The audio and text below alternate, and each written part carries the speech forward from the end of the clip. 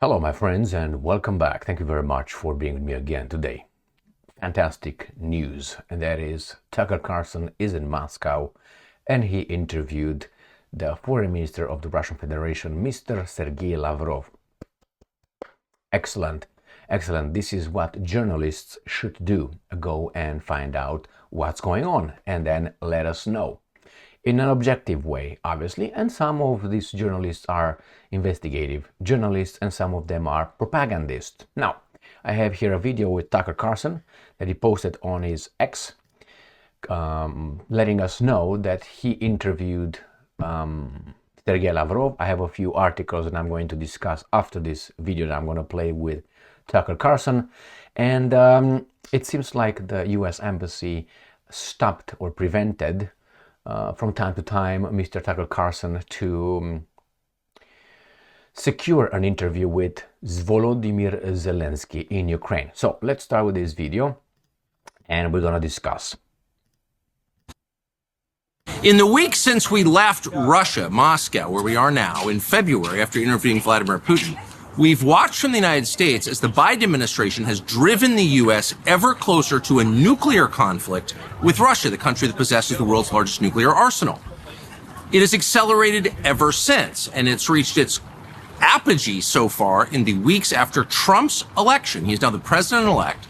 In that time, just a few weeks ago, the Biden administration, American military personnel, launched missiles into mainland Russia and killed at least a dozen Russian soldiers.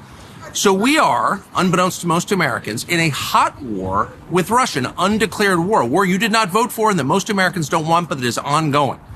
And because of that war, because of the fact that the U.S. military is killing Russians in Russia right now, we are closer to nuclear war than at any time in history. Far closer than we were during the Cuban Missile Crisis. That would mean the elimination of Russia, the United States, and most of the rest of the world. We felt there must be someone behind the scenes in Washington working to make sure that this conflict doesn't become a nuclear holocaust. But we found out that no, in fact, there is nobody. Tony Blinken, the current Secretary of State, cut off all contact between the U.S. and Russian governments. There is no back channel, there is no conversation, there hasn't been for more than 2 years. That's shocking. Meanwhile, most Americans have no access to any perspective other than that granted to them by NBC News and the New York Times. They don't know how close we are. They don't know the Russian perspective. We've been trying for over a year to get that perspective out to American news consumers. We've also tried for over a year to get an interview with Zelensky, the president of Ukraine.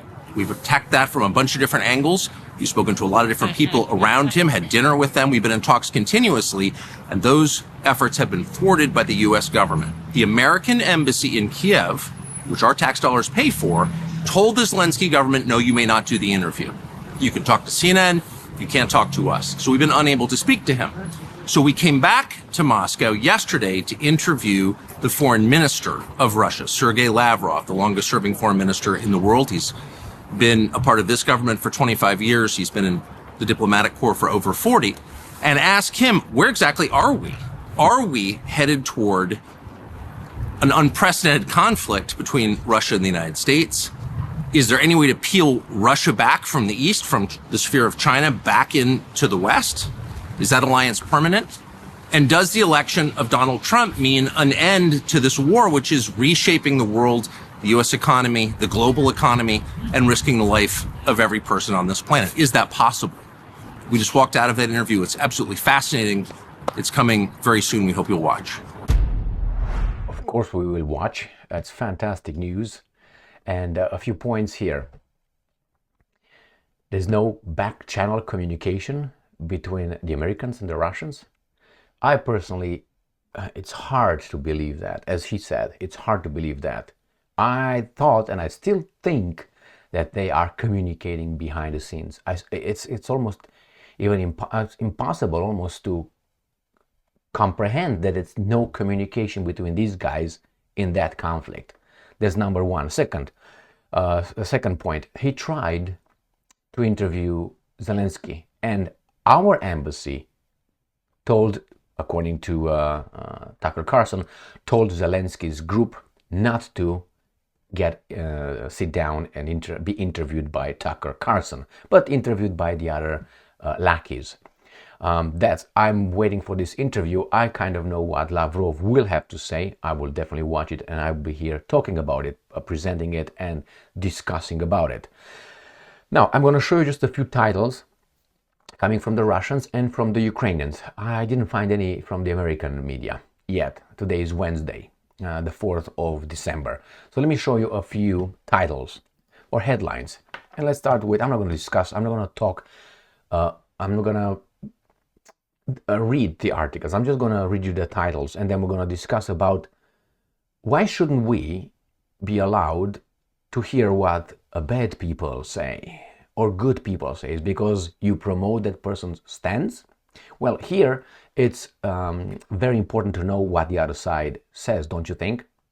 Why in any quarrel, any domestic violence, in any conversation, in any issue, problem that two persons, two entities have, you have to listen to each other's side if you want to solve the problem. If you don't want to solve the problem, let the weapons speak.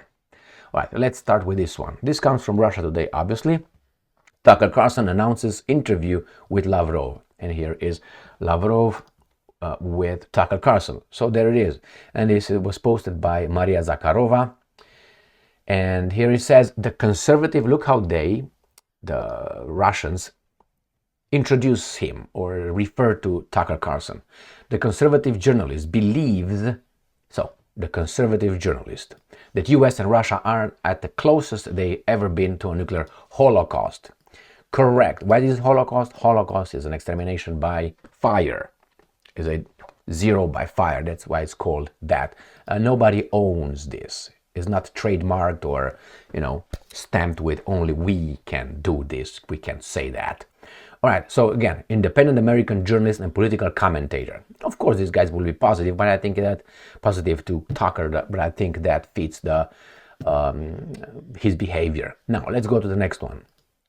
Russia Today. Tucker Carlson claims U.S. Embassy has muted Zelensky. The American journalist made a statement as he previewed a conversation with Russian Foreign Ministry Sergey Lavrov, again, American journalist, has said the U.S. government has been blocking his attempts to organize an interview with Ukrainian leader Volodymyr Zelensky for more than a year. Next one. This comes from Sputnik. Tucker Carlson returns to Moscow for interview with Russia's top diplomat Lavrov. Again, prominent American journalist Tucker Carlson announced on Wednesday that he had arrived in Moscow to conduct an interview with Russian Foreign Minister Sergey Lavrov. And let's go to the Ukrainians now. This is Ukrainska Pravda. News anchor Tucker Carlson comes back to Moscow and announces an interview with Russian Foreign Minister. So this is nice. News anchor Tucker Carlson, political commentator and former Fox News anchor. Okay, and we're going to go to this new voice of Ukraine. Propagandist Tucker Carlson interviews Russian Foreign Minister Sergey Lavrov. And we have Carlson, known for his warm embrace of Russian narratives, shared a teaser of the interview. Really? So you warm embrace someone's narrative if you want to know more? So I'm supposed to listen only to the so-called legacy media, corporate media, the operatives? Yes, that's exactly what they want us to do. And how they do it? They lost power. Not like electricity. They lost power. I'm talking about these operatives. Why? With the internet. They're working very hard to do two things right now. To eliminate us, if possible, from the public sphere of exchanging news and information. That's the first one. And in the same time, they flooded. On top, how do they do the first one? I will explain. The second one, they flooded this new media, which is alternative media, with their fired anchors, like Don Lemon, like Cuomo, like even O'Reilly, Megan, whatever his name, no, Megan Kelly, is that what her name is? Yeah, I think so. These guys pretend, but they say the same thing as they said when they worked for CNN, for Fox News, but people still look, they're flooding it. And then they have a lot of success. Not because they're smart, I think they're dumb.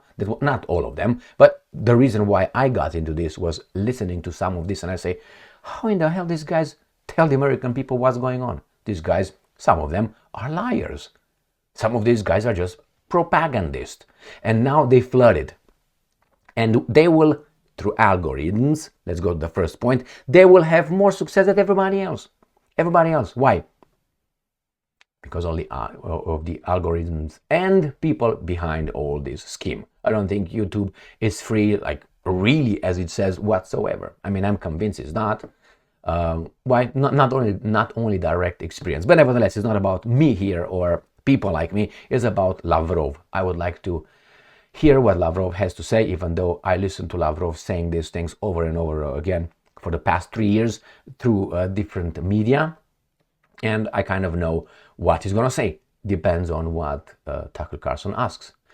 I watched the first interview with the other bad person called Putin, and I was not impressed. I didn't like the interview. I gave it, I can't remember, it was like, I don't know, a 4 out of 10 or something. Not because I don't think the questions were pertinent.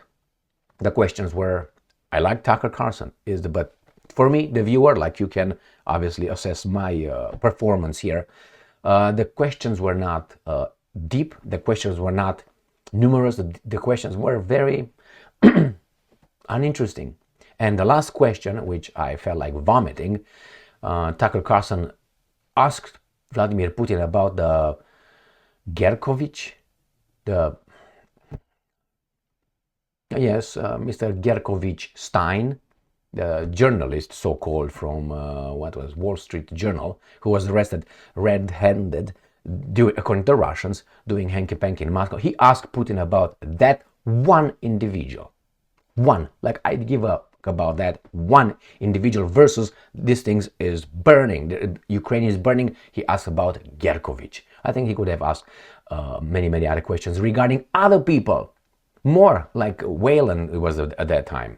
Remember the Canadian, American, he was a Marine. Gerkovich. Why? If you tell me it's about the freedom of the press in Russia, look what happened here. Look what happened here with Scott Ritter, for instance. Look what those guys did to Gonzalo Lira in Ukraine. Do you think these guys did not have anything to do with that? I doubt that. And not only, say something here a little bit, rock the boat, and you're immediately called propagandist or Putin this and Putin that. You know what? I want to hear what they have to say. And they prevent me from doing that. Now, who are they? Who's the garbage here? Who wants to be a propagandist for one side only? I understand when you're a child, and the parents tell you can't do that, don't talk with that, that's a bad dude. Okay, they're in charge of you. Here, I don't think they should be in charge of me or you. I should listen to whomever I want. And these journalists should be allowed to interview whomever they want. And then it's a market of ideas. They put it on the market and see how many people will watch it. We like democracy. You allow people to express their ideas, their platforms, political platforms, and let the people decide. Of course, you have the media who's going to destroy this and promote that. But if you have an alternative media, you can hear, other interpretations of this and that, or promotion of ideas. I want that to happen. No, they say no. Only we, like they used to do it in the 70s and the 80s, in the 90s, almost over. Almost, let's say in the 90s, there were just a few big media. They were telling you, destroying whomever they want these guys, the media, the operatives, to destroy. And they were promoting and building people, whatever those guys wanted to be built. Like right now, that guy, the senator, he's a senator, U.S. Senator Fetterman, right? From Pennsylvania. He is featured over and over and over again. Why? He's made as being a very articulate and very, tough guy. Why? Is it because he's a Stein? Or what's going on here? No one else like that. AOC used to be, now she's out. AOC is not very bright. You can tell by listening to her. You don't have to believe me. Go and listen to her. Now, if you think that what she says is deep, then questionable then, all right? Because if you think a baboon is a genius, that means you're a baboon or less than a baboon, a mollusk. All right, my friends, I'm going to watch that interview whenever it's posted, and I will keep you posted here. Thank you very much for being with me again today. Stay strong, stay smart, look for the truth, and be just.